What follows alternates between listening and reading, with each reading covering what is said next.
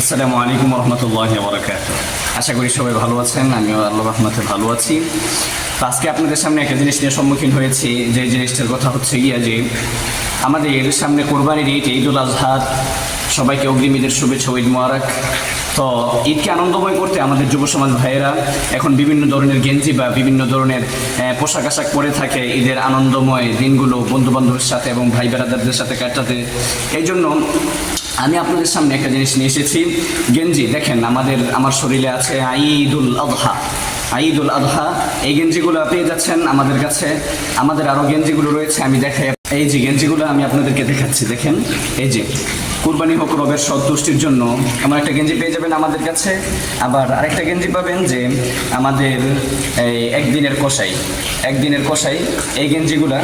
আবার পেয়ে যাবেন যে আমি আমার ফ্যামিলি কষাই, আমি আমার বাড়ির ফ্যামিলি কষাই। তো এই গেঞ্জিগুলা আমাদের, এটা আরবি লেখাও আছে, এটা হলো বাংলা লেখা।